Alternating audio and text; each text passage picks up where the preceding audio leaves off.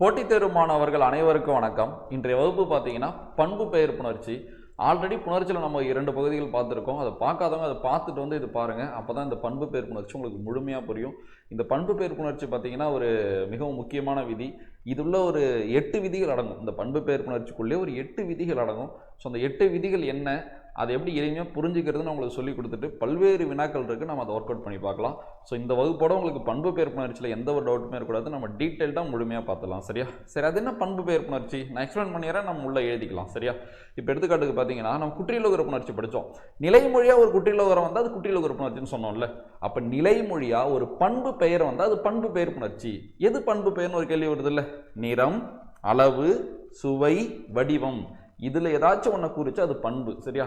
குணப்பெயர், பண்பு பெயர் எல்லாமே ஒன்று தான். உங்களுக்கு எல்லாருக்கும் தெரியும் பண்பு பெயர் விகுதி எது? மை. நம்ம சொல்லுவோம்ல, கருமை, செம்மை, முதுமை, இளமை, பழமை, வெறுமை, நெடுமை, இந்த மாதிரி சொல்லிட்டு போயிட்டே இருக்கலாம். ஸோ மேக்சிமம் மை விகுதி வந்தால் அது பண்பு பெயராக தான் இருக்கும். சரியா? ஸோ இப்போ மை விகுதி வந்தால் தான் அது பண்பு பெயரான்னு கேட்டால் மை விகுதி இல்லாத பண்பு பெயர்களும் இருக்குது. இப்போ அழகு என்பது ஒரு பண்பு பெயர் தான், அதில் மை விகுதி இல்லை. ஆனால் பண்பு பெயர் புணர்ச்சியில் பார்த்தீங்கன்னா நிலைமொழியாக இருக்கிற பண்பு பெயரோட விகுதியில் மை என்ற விகுதி கண்டிப்பாக இருக்கும். சரியா? அப்போ நீங்கள் நான் வச்சுக்க வேண்டியது என்னது? நிலைமொழியாக ஒரு பண்பு பெயர் இருந்து வருமொழியோட புணர்றது தான் பண்பு பெயர் புணர்ச்சி. இந்த பண்பு பெயர் புணர்ச்சிக்குன்னே ஒரு 8 விதிகள் இருக்குது. அந்த 8 விதிகள் மேக்சிமம் வரும். அதை தாண்டி நம்ம ஆல்ரெடி பார்த்துருக்கோம்ல சில பேசிக்கான விதி. எதெல்லாம் தெரியுமா பேசிக்கான விதி? நம்ம பார்த்த இயல்பு புணர்ச்சி, அந்த விகார புணர்ச்சி, அது ரொம்ப அடிப்படையான விதி. அதுக்கப்புறம் எது முக்கியமான அடிப்படையான விதின்னு கேட்டால் உடம்படுமை. உடம்படுமை எக்கச்சக்கமான இடத்துல வந்துக்கிட்டே இருக்கும். அடுத்து குற்றியலுகர புணர்ச்சி ரொம்ப அடிப்படையான விதி. இந்த 4 விதிகளும் எல்லா விதியிலுமே உள்ளே வந்துக்கிட்டே இருக்கும். ஸோ அந்த 8 விதியை நம்ம இன்னைக்கு சூப்பராக கற்றுக்க போகிறோம். ஸோ முழுமையாக வகுப்பு பாருங்கள், பார்க்கலாம். ஓகேவா? ஸோ எப்பயும் போல் நம்ம ஒயிட் பேஜில் பார்த்துடலாம், உங்களுக்கும் சூப்பராக புரியும். சரி, இன்றைய தலைப்பு என்னது? பண்பு பெயர் புணர்ச்சி.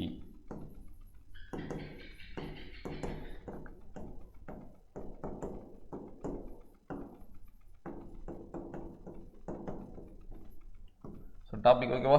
பண்பு பெயர் புணர்ச்சி நான் சொன்னேன்ல, அது ஸ்ட்ரக்சராக பார்த்துடலாமா? இது நிலைமொழி, அது வருமொழி. அப்போ நிலைமொழியா ஒரு பண்பு பெயர் இருந்தால் அது பண்பு பெயர் புணர்ச்சின்னு சொன்னல. ஒரு எடுத்துக்காட்டு பார்த்துடலாமா அதுக்கு? இப்போ செம்மை, இங்கே தாமரை. அப்போ எனக்கு நிலைமொழியாக ஒரு பண்பு இருந்து அது வருமொழியோடு இணையிறது பேர் தான் பண்பு பெயர் புணர்ச்சி. இது ஒரு பண்பு தான். எப்படி சொல்கிறேன்? செம்மை என்பது ஒரு நிறத்தை குறிக்குதா? நான் சொன்னேன் நிறம், அளவு, சுவை, வடிவம், இதில் எதை குறித்தாலும் அது பண்புன்னு சொன்னேன்ல. ஸோ அப்போ இது ஒரு பண்புன்றதுனால இது ஒரு பண்பு பெயர் புணர்ச்சி. நம்ம இதையுமே சால்வ் பண்ணலாம். ஜஸ்ட்டு நீங்கள் தெரிஞ்சுங்க, ஏன்னா உங்களுக்கு விளக்கம் தெரியணும்ல. நீங்கள் இப்போ எடுத்துக்காட்டுக்கு நோட்ஸ் பிடிஎஃபாக கொடுக்கல, விளக்கம் தெரியலன்னு சொல்லாதீங்க. நான் சொல்கிறது தான் விளக்கமே. சரியா? பண்பு பெயர் புணர்ச்சிக்கு என்ன விளக்கம்? நிலைமொழியாக ஒரு பண்பு பெயர் வந்து வருமொழியோடு புணர்வது பண்பு பெயர் புணர்ச்சி எனப்படும். சரி, ஓகே, இது இருக்கட்டும், நம்ம சால்வ் பண்ணிக்கலாம். 8 விதிகள் என்ன, அந்த 8 விதிகளை எப்படி குறியீடுகள் மூலமாக எளிமையாக புரிஞ்சுக்கலாம் நான் ஜஸ்ட்டு சொல்கிறேன். அதுக்கப்புறம் ஒரு 8 எடுத்துக்காட்டுகளை வச்சு அந்த 8 விதியை நம்ம நல்லா பார்த்துட்டு அதுக்கப்புறம் ஒரு 20 எடுத்துக்காட்டுகள் நம்ம சால்வ் பண்ணலாம். சரியா? இதான் இன்றைய வகுப்பு. சரி, ஓகே, அந்த 8 விதிகள் பார்க்கலாமா? நான் இது சால்வ் பண்ணி காட்டுறேன், ரொம்ப சிம்பிள் தான். சரி, ஒரு விதியாக போயிடலாமா? ஃபர்ஸ்ட் விதி பார்க்கலாமா? ஃபர்ஸ்ட் பாருங்க, ஈறுபோதல் எல்லாருக்கும் தெரிஞ்சதுதான். அது என்ன ஈறுபோதல்னா ஒன்றுமே இல்லை.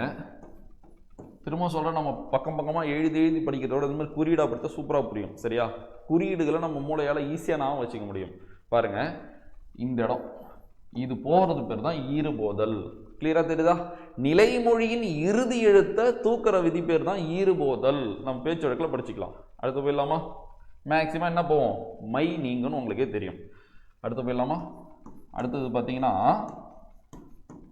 ஆதி நீடல். ஆதி நீடல், அது என்ன ஆதி நீடல்?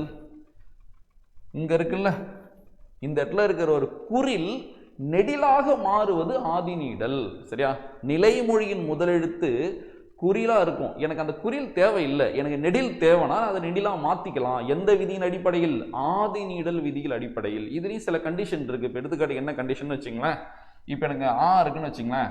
ஆ குறில் தானே, எனக்கு நெடில் தானே வேணும்னு சொன்னேன். இப்போ எடுத்துக்காட்டுக்கு ஈ நெடில் தானே. இப்போ இந்த குறியில நான் என்ன சொன்னேன்? ஃபர்ஸ்ட் ஆதி நெடில் என்னது? குறியில நெடிலா மாத்துறது ஆதி நெடில். கரெக்டு தான். பட் எந்த குறியில எந்த நெடிலா வேணாலும் மாற்ற முடியாது, அதற்கான நெடிலாக தான் மாற்ற முடியும். அதுனா அதற்கான நெடில். ஆவுக்கான நெடிலா இது? இல்ல. ஸோ இப்போ ஆவுக்கான நெடில் எது? ஆ. ஸோ அப்போ இதை என்னால் எப்படி தான் மாற்ற முடியும்? ஆன் தான் மாற்ற முடியும். இதை புரிஞ்சுக்கணும். சரியா? ஸோ அப்போ குறியில நெடிலா மாற்றிக்கலாம். அது எந்த குறியில் வேணாலும் சரி. இப்போ எனக்கு இங்கே தா இருக்குன்னு வச்சுங்களேன். சும்மா இங்கே எழுதுறேன். எனக்கு தா வேணாம், தா தேவைன்னா என்னால் மாற்றிக்க முடியும். தா வேணாம், எனக்கு தா தேவைன்னா மாற்றிக்க முடியும். இதுவே தாவை என்னால் தூவா மாற்ற முடியாது. பாருங்க, தா குறியில் தூ நெடில் தான், பட் அதற்கான நெடில் இல்லைல்ல. ஸோ இப்போ அதற்கான குறியிலை அதற்கான நெடிலாக மாற்றிக்கொள்ளலாம். எந்த விதியின் அடிப்படையில்? ஆதிநிடல் விதியின் அடிப்படையில். புரியுதா? ஆதிநிடல். ஸோ 2 விதி புரிஞ்சிருக்குன்னு நினைக்கிறேன். ஈறுபோதல், ஆதிநிடல். அடுத்த விதி போயிடலாமா? அடி அகரம் ஐ ஆதல். இப்படி தானே உங்களுக்கு புரியும். சரியா? அடி அகரம் ஐ ஆதல். அது என்ன அடி அகரம் ஐ ஆதல்னா, அது இதுலயே பாருங்க. நிலைமொழியோட முதல் எழுத்து ஆவா இருக்கு. சரியா? எனக்கு அங்க ஆ தேவையில்லை. எனக்கு என்ன தேவை? ஐ தான் தேவைன்னா இந்த ஆவை நான் ஐயா மாத்திப்பேன். இது பேர் தான் அடி அகரம் ஐயாதல். ஸோ இதுல மெயின் எது தெரியுதா? இப்ப ஆவை எப்படி மாத்திக்கலாம்? ஐயா மாத்திக்கலாம். இந்த விதி பேர் தான் அடியகரம் ஐயாதல். ஸோ அடுத்தது போயிடலாமா? 4வது விதி. இடை உகரம் ஈயாதல். இடை உகரம் ஈயாதல். அது என்ன இடை உகரம் ஈயாதல்னா, நிலைமொழியோட இறுதி இதான் இடை. உங்களுக்கு தெரியும் இடை. இப்போ சென்டர் எது? நிலைமொழியோட இறுதி வருமொழி முந்திர தானே சென்டர். ஸோ அப்போ இந்த இடையில இருக்கிற உகரம் ஈயா மாறும்.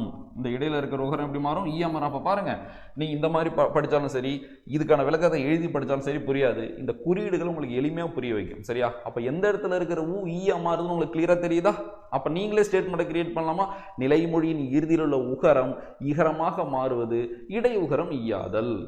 ஸோ அவ்வளோதான் விஷயமே. ஓகேவா? ஸோ பாருங்க, அடியகரம் ஐயாதல் நிலைமொழியோட முதல்ல இருக்கிற ஆவை ஐயா மாத்துறது அடியகரம் ஐயாதல், நிலைமொழியோட இறுதியில் இருக்கிற ஊவை ஈயா மாத்துறது இடையுகரம் ஈயாதல். ஸோ அந்த 4 விதி கிளியரா?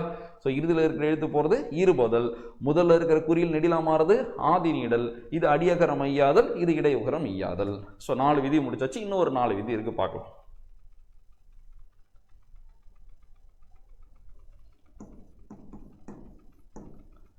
தன் ஒற்று இரட்டல் நான் பிரித்து எழுதிடுறேன். இதுக்கு விளக்கம் உங்களுக்கு பெருசாக கொடுக்கணும்னு அவசியம் இல்லை. ஏன்னா கடந்த வகுப்பில் நான் இதை நடத்திட்டேன். ஸோ தயவு செஞ்சு நீங்கள் ஃபஸ்ட் டைம் நம்ம கிளாஸ் பார்க்குறீங்கன்னா போய் தயவு செஞ்சு எதையும் பார்த்துட்டு வாங்க. நமக்கு நிறைய டைம் இருக்குது. ஸோ இது தமிழ். சரியா? உங்களுக்கும் 90% புரியும், இன்னொருத்தருக்கும் 90% புரியும். ஆனால் அந்த 10% இருக்குது தெரியுமா, அதை முழுமை அடையிறதுக்கு அந்த 10% யார் அடிப்படையிலேருந்து வராங்களோ அவங்களுக்கு மட்டும் தான் புரியும். அதுதான் வெற்றிக்கான மதிப்பெண். சரியா? சின்ன சின்ன நுணுக்கம் இருக்குது. இன்றைக்கி வகுப்பே நான் சொல்கிறேன், ரொம்ப கடினமாக எடுத்து நீங்கள் ஈஸியாக புரிஞ்சுக்கலாம். நீங்கள் ரொம்ப நாளாக படிக்கணும்ல, நம்ம பெயரெச்சம் வினையச்சம். ஒரு எச்சம் பெயரை கொண்டு முடிந்தால் பெயரெச்சம், ஒரு எச்சம் வினையை கொண்டு முடிந்தால் வினையச்சம். பெயரெச்சமும் 2 இருக்குது, வினையச்சமும் 2 இருக்குது. சரியா? தெரிநிலை பெயரெச்சம், குறிப்பு பெயரெச்சம், தெரிநிலை வினையச்சம், குறிப்பு வினையச்சம். 2த்துக்கும் விளக்கம் கிட்டத்தட்ட ஒரே மாதிரியாக தான் வரும். சரியா? அந்த எச்சம் செயலையும் காலத்தையும் காட்டினா தெரிநிலை பெயரெச்சம். அதுதான் வினையச்சத்துக்கும். ஒரு எச்சம் செயலையும் காலத்தையும் காட்டினா தெரிநிலை வினையச்சம். ஆனால் அந்த எச்சம் செயலையும் காலத்தையும் காட்டாம பண்பை மட்டும் காட்டினா அது குறிப்பு பெயரெச்சம் சொல்லுவாங்க, குறிப்பு வினைச்சம் சொல்லுவாங்க. அந்த பண்பை மட்டும் எப்படி காட்டுறது நம்மளால புரிஞ்சிக்கவே முடியாது, மனப்படம் மட்டும் போகும். இன்னைக்கு பார்க்குற அந்த விதியால சின்ன சின்ன அந்த எச்சத்தையும் பிரித்து அதில் என்ன பண்பு இருக்குன்னு நம்மளால கண்டுபிடிக்க முடியும்.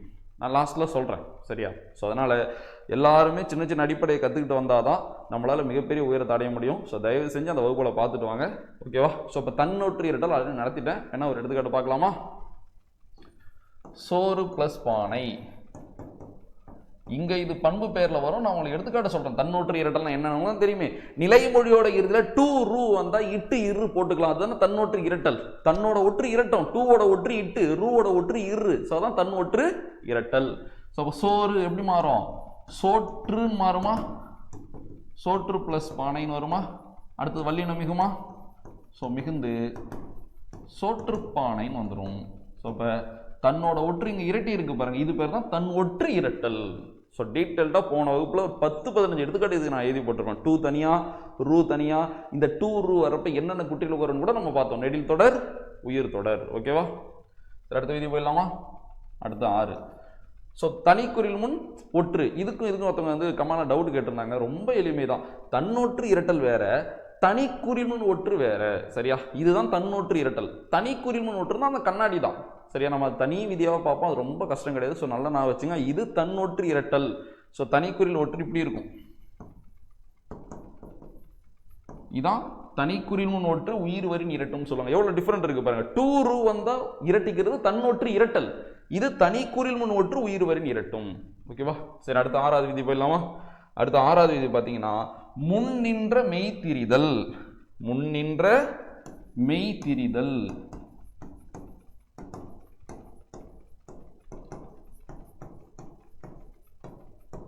முன்னின்ற மெய்திரிதல். ஸோ பஞ்சாவது விதினது தன்னொற்று இரட்டல், ஆறாவது விதினது முன்னின்ற மெய்திரிதல். அது என்ன முன்னின்ற மெய்திரிதல்? சிம்பிளாக சொல்லியாது. இந்த இடத்துல சும்மா எழுதுறேன் எடுத்துக்காட்டுக்கு. ஏதோ ஒரு மெய், இங்கே ஒரு மெய் இருக்கு, நிலைமொழியோட இதில் ஒரு மெய்யெழுத்து இருக்கு. ஆனால் எனக்கு அந்த மெய்யெழுத்து தேவையில்லை, அதற்கு பதில் வேற ஒரு மெய்யெழுத்து தேவைன்னா அது திரியும். அது பேர் தான் முன் நின்ற மெய்திரிதல். அது எந்த மெய்யா தெரியும், எப்படி தெரியுன்றதை எடுத்துக்காட்டில் போய் உள்ள பார்த்துக்கலாம். சரி, ஆனால் இதான் முன்னின்ற மெய்திரிதல். புரியுதா? நிலைமொழியோட இறுதியில் இருக்கிற ஒரு மெய்யெழுத்து வேறு ஒரு மெய்யெழுத்தாக நம்ம மாற்றிக்கலாம். அந்த விதி பேர் முன்னின்ற மெய்திரிதல். ஸோ 6 விதி முடிஞ்சிச்சா? என்னென்ன விதி பார்த்துருக்கோம்? நிலைமொழியோட இறுதியில் இருக்கிற எழுத்து போகிறது ஈறுபோதல், முதல்ல இருக்கிற குறில் நெடிலா மாறுறது ஆதி நீடல். சரியா? முதல்ல இருக்கிற ஆ ஐயா மாறுறது அடியகரம் ஐயாதல், நிலைமொழியோட இறுதியில் இருக்கிற ஊ ஈயா மாறுறது இடையுகரம் ஈயாதல். டூ ரூ இருந்தால் இட்டு இரு போட்டுக்கலாம், அதுனா அது தன் ஒற்று இரட்டல். நிலைமொழியோட இறுதியில் இருக்கிற மெய்யெழுத்தை இன்னொரு மெய்யெழுத்தாக மாற்றிக்கலாம், முன்னின்ற மெய்திரிதல். அடுத்து போயிடலாமா? அடுத்து 7 இணையவும். இணையவும் அதுனா இணையம்னா நிலைமொழியும் வறுமொழியும் எப்படி இணையும்? நிலைமொழியோட இறுதி எழுத்தாலையும் வறுமொழியோட முதல் எழுத்தாலும் தான் இணையும். அப்போ இணையறதுக்கு முக்கியமான இடங்கள் இந்த இடங்கள் தானே. அப்போ இந்த இடத்த சூஸ் பண்ணிடுறாங்க, அதில் இந்த இடத்த சூஸ் பண்ணியிருக்காங்க. இந்த இடத்துல இருக்கிற ஒரு உயிர்மெய் எழுத்தோ ஒரு உயிர் எழுத்தோ நல்லா புரிஞ்சுக்கணும். இந்த இடத்துல இருக்கிற ஒரு உயிர்மெய் எழுத்தோ ஒரு உயிர் எழுத்தோ அது எனக்கு தேவை இல்லை, அதை நீக்கலாம்னா நீக்கிக்கலாம். எந்த விதிப்படி? இணையவும் விதிப்படி. சும்மா சாம்பிளுக்கு எழுதுறாங்க. இங்கே வந்து தூ இருக்குன்னு வச்சுங்க, உங்களுக்கு தெரியும் ஒரு நிலைமொழியும் ஒரு வறுமொழியும் சேர்ந்து எனக்கு ஒரு தனி சொல்லாக கிடைக்கும். இப்போ செம்மை ப்ளஸ் தாமரை செந்தாமரை எனக்கு கிடைக்குது இல்லை? அப்படி எனக்கு ஏதோ சேர்றப்ப இந்த நிலைமொழியோட இறுதியில் ஒரு உயிர்மை எழுத்து இருக்குன்னு வச்சுங்களேன், அது எனக்கு தேவையே இல்லை, அது ஒரு இடைஞ்சலாக இருக்குது. அப்போ நான் என்ன பண்ணிக்கலாம், அதை நீக்கிக்கலாம். எந்த விதிப்படி? இணையவும் விதிப்படி. சில நேரம் ரொம்ப ரேரா தூ இத்து ப்ளஸ் ஊ, எனக்கு இந்த உயிர்மை எழுத்து மொத்தமாக போக தேவையில்ல, இதில் இருக்கிற உயிரெழுத்து மட்டும் போனால் போதுன்னா அதையும் நீக்கிக்கலாம். அது பேரும் இணையவும். அப்போ நிலைமொழியோட இறுதியில் இருக்கிற உயிர்மை எழுத்தை நீக்கினாலும் நீக்கிக்கலாம், அந்த உயிர்மை எழுத்துக்குள்ள இருக்கிற உயிரெழுத்தை நீக்கினாலும் நீக்கிக்கலாம். இந்த விதி பேர் தான் அது இணையவும். புரியுதா? இணையவும். ஸோ பாருங்க, எடுத்துக்காட்ட சொன்னா கூட அவ்வளோ சூப்பராக புரியுது. இப்போ நச்சுன்னு எதை சொல்ல வரோம், எந்த இடத்த சொல்ல வரோம் கரெக்டாக புரிஞ்சு. அடுத்து லாஸ்ட் விதி பார்க்கலாமா? இனமிகள். என்னது? இனமிகள். இந்த இனமிகளுக்கு எவ்வளோ பேசிக் முக்கியம் தெரியுமா? எழுத்துக்களின் பிறப்பு பார்த்துருக்கணும். ஸோ தயவு செஞ்சு பாருங்கள், நம்ம ஒரு 6-7 வகுப்பு தான் கொடுத்துருக்கோமே, அடிப்படையிலேருந்து வந்திருப்போம். ஸோ பாருங்கள் ஃபுல்லாக. சரி, ஓகே, இனமிகள் பார்த்தலாமா? ஒன்றுமே இல்லை இனமிகள். இப்போ வறுமொழியின் முதல்ல கா இருக்குன்னு வச்சுங்களேன், இது நிலைமொழி, அது வறுமொழி. வறுமொழியின் முதல்ல கா இருக்குன்னா காக்குள்ள என்ன இருக்கு? இக்கு. அடுத்தடுத்த புணர்ச்சியில் நான் இந்த சொற்களை வேற மாதிரி உங்களுக்கு நடத்துவேன். இப்போ எடுத்துக்காட்டுக்கு பந்துன்னு ஒரு வார்த்தை இருக்குன்னா அது எப்படி திரும்ப எழுதணும்? பா இப்பு ப்ளஸ் ஆ, முடிஞ்சிடுச்சு. அடுத்தது இந்து, அடுத்த தூ இத்து ப்ளஸ் ஊ. இப்படி தான் நம்ம பிரித்து புணர்ச்சி விதிகளை அப்ளை பண்ண போகிறோம் அடுத்தடுத்து வர புணர்ச்சி வகுப்புகள்லாம். சரியா? ஸோ இப்போ பந்த நம்ம பாவை இப்பு ஆவா கருதணும், இந்து ஓகே, தூவை இத்து ஊவா கருதணும். ஸோ இந்த அளவு நம்ம நுணுக்கமெல்லாம் போக போகிறோம் அடுத்தடுத்த விதிகளில். ஸோ அதனால் இப்போ இது இந்த மாதிரி இடத்துலாம் புரிஞ்சுங்க. அப்போ தூ போனாலும் போகும், தூக்குள்ளே இருக்கிற தூக்குள்ளவும் சொல்ல வரலாம். அந்த இடத்துல இருக்கிற எழுத்து தேவையில்லைன்னா நீக்கிக்கலாம். என்ன எழுத்து? உயிர்மை எழுத்து. சரியா? உயிர்மை எழுத்து. அந்த உயிர்மை எழுத்துக்குள்ள உயிர் எழுத்து தேவையில்லைனாலும் நீக்கிக்கலாம். அது பேர் தான் இணையம். சரி, இனமிகள். காக்குள்ள இக்கு இருக்கா? இக்கோட இணை எழுத்து எது? இங்கு. இது பேர் தான் இனமிகள். டெட்டில் ஒரு கொஸ்டின் கேட்டோம்னா சில பேர் கண்ணுக்கெல்லாம் அது, அதாவது நல்லா படிக்கிறவங்களுக்கு தான் தெரியும் ஒரு கொஸ்டின் கஷ்டமான கொஸ்டின்னே. சரியா படிக்காதவங்க அது கஷ்டமாக ஈஸியானே தெரியாது. அப்படி ஒரு கடினமான கேள்வி கேட்டிருந்தான் டெட்டில், ஒரு 2 வருஷம் இருக்கும்னு நினைக்கிறேன், நான் அப்போ பார்த்துருக்கேன், நான் இல்லை. அந்த வினாவில் கேட்டிருந்தான் இந்த முன்னின்ற மெய்தீர்தல் இனமிகள் இது இருக்குது தெரியுமா? இதை ரெண்டுக்கும் ஒரு டிஃப்ரென்ஸ் வச்சு ஒரு கொஸ்டின் கேட்டான். ரொம்ப ரொம்ப கஷ்டமான கொஸ்டின். அதுக்கப்புறம் நானே போய் யோசிச்சு பார்த்தேன், இதுக்கு என்ன டிஃப்ரெண்ட், இதுக்கு சூப்பரான டிஃப்ரெண்ட் இருக்குது, நான் வகுப்பில் சொல்கிறேன். ஸோ இப்போ முன்னின்ற மெய்தீர்தல் எப்படி வரும், இனமிகள் எப்படி வரும்? ஈஸி தான், பட் இதில் சின்ன ஒரு குழப்பம் இருக்குது, நம்ம பார்த்துக்கலாம். ஸோ இவ்வளோ தான் இந்த 8 விதி. இந்த 8 விதியின் அடிப்படையில் நம்ம பல்வேறு எடுத்துக்காட்டுகளை நம்ம சால்வ் பண்ண போகிறோம். ஸோ 8 விதி அப்படியே பார்த்துறீங்களா ஒரு வாட்டி? ஸோ கிளியரா?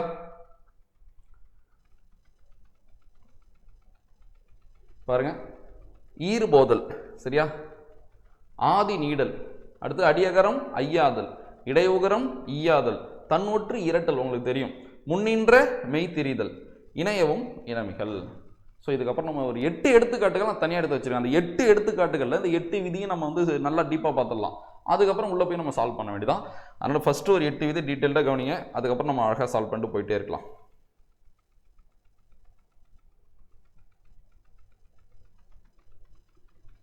ஸோ இதுக்கு ரூலும் பாருங்கள்.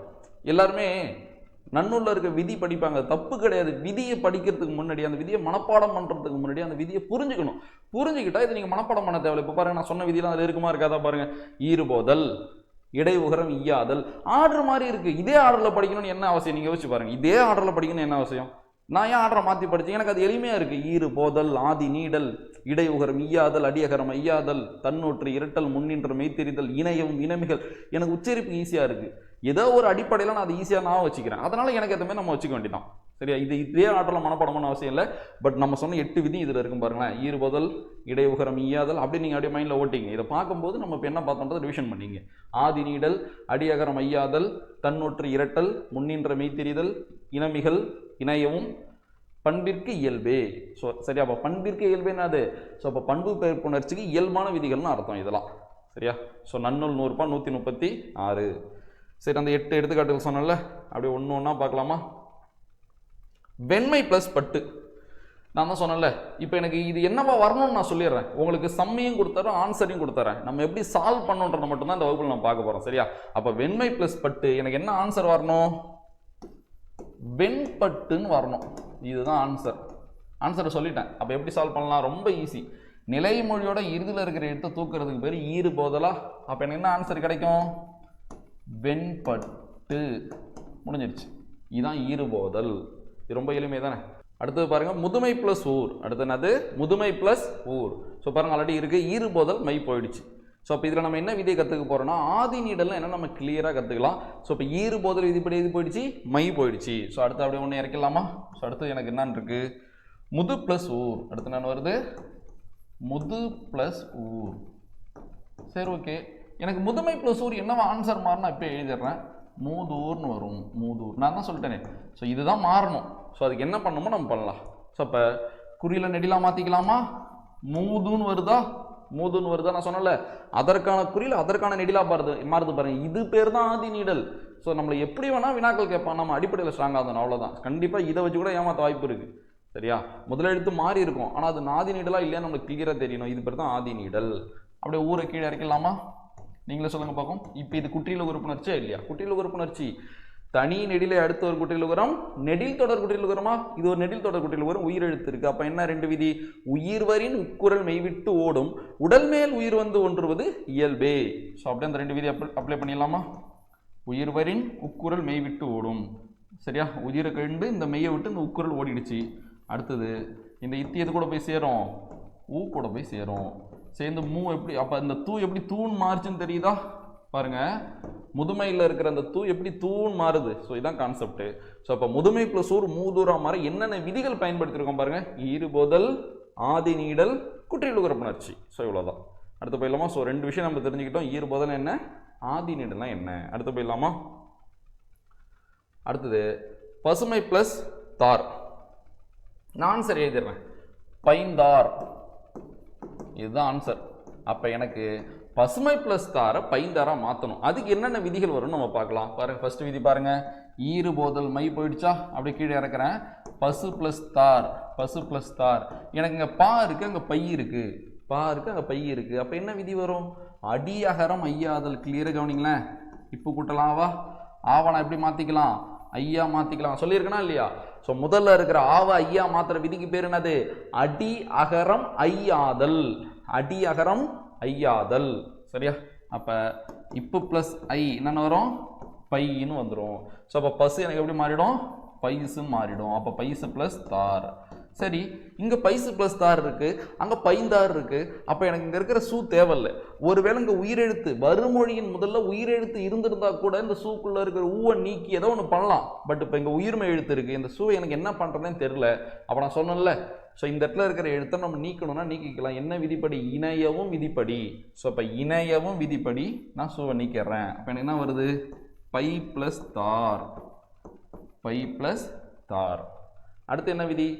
இனமிகள். எப்படி இனமிகள்னு கேட்டிங்கன்னா, இப்போ இங்கே தா இல்லை, இத்து இருக்குது. இத்து கூட்டலாம் தானே நான் தான் சொல்லியிருக்கேனே, ஃபஸ்ட்டு கிளாஸில் டீப்பாக சொல்லியிருப்பேன். வறுமொழின்னு முதல்ல உயிர் மெய்யெழுத்து வந்தால் அதை மெய்யெழுத்தாக எடுத்துக்கணும். அப்போ இத்தென்ற மெய்யெழுத்திற்கு இனமான மெய்யெழுத்து எது?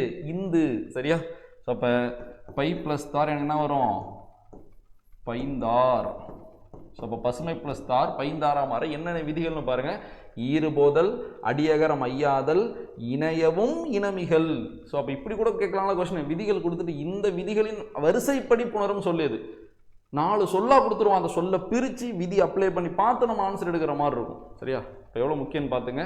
அடுத்து பார்க்கலாமா? சிறுமை ப்ளஸ் அன். சிறுமை ப்ளஸ் அன் என்ன ஆன்சர் வரும்னா சிறியன். ஸோ என்னென்ன விதிப்படி வருதுன்னு பார்க்கலாமா? நம்மளுக்கு தெரிஞ்ச விதி தான் ஈறுபோதல். அடுத்தது சிறு பிளஸ் அன். இங்கே ரூ இருக்குது, அங்கே ரீ இருக்குது, கண்டுபிடிச்சிருப்பீங்க. இடை உகரம் ஈயாதல். ரூ இரு குட்டல் ஊவா. ஸோ ஊ எப்படி மாற்றிக்கலாம்? ஈயா மாற்றிக்கலாமா? அப்போ இரு குட்டல் ஈயா. ஸோ இப்போ ரீயா. சில பேர் தோணும், சார் இங்கே உயிரெழுத்து இருக்குது, இந்த ரூக்குள்ளே இருக்கிற ஊ போயிட்டா ஈரு குட் தப்பாகிடுதில்ல, டோட்டலாக தப்பாகிடுதில்ல.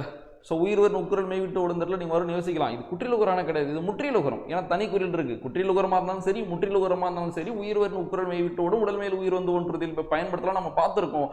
ஆனால் பொருள் கிடைக்கணும்ல, பொருள் தான் இங்கே கிடைக்கல. அப்போ தப்புன்னு உங்களுக்கு தெரியுது இல்லை? அப்போ இந்த விதி தான். சரியா? ஸோ நம்ம நல்லா படிச்சதுக்கப்புறம் நம்மளுக்கு பார்த்தோன்னே தெரியும் எங்கெங்கே எதை பண்ணணும்னு நம்மளுக்கு தெரியும். சரியா? சரி, ஓகே.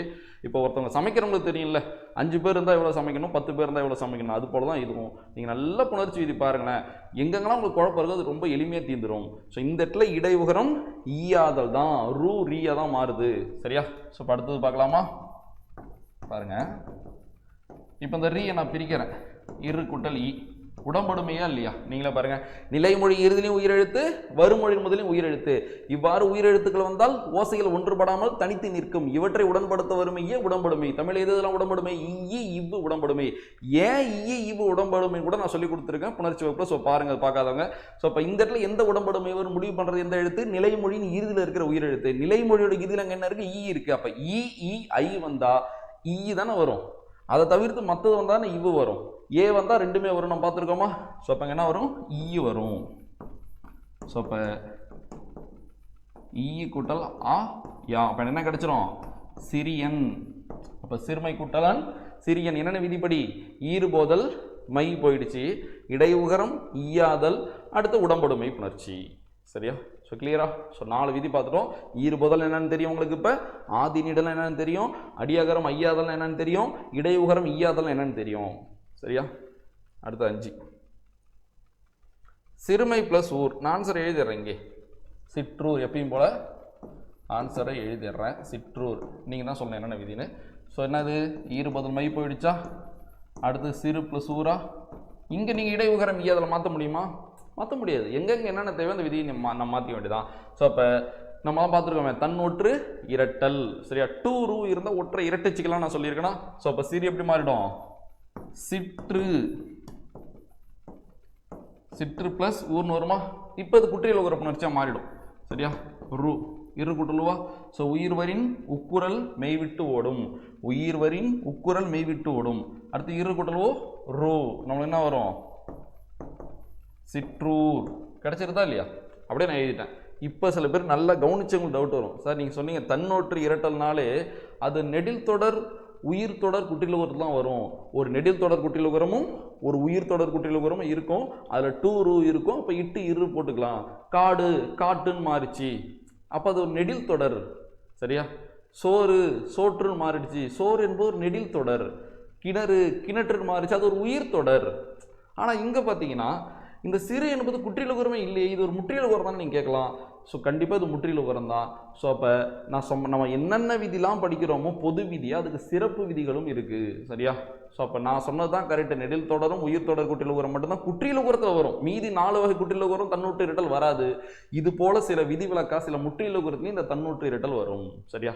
ஸோ இதை நீங்கள் நான் வச்சுங்க. இன்னும் இதே போல் 2 3 இருக்குது. அப்போ நம்ம நல்லா படிச்சிட்டோம்னா அப்டேட் பண்ணிக்கலாம். அப்போ குற்றிலுகரத்தில் எந்த குற்றிலுகரம் மட்டும் தான் தன்னூற்று இரட்டல் வரும்? நெடில் தொடரும் உயிர் தொடர் மட்டும்தான் வரும். சில முற்றிலுகரங்களில் இது போல் தன்னூற்று இரட்டல் வரும்.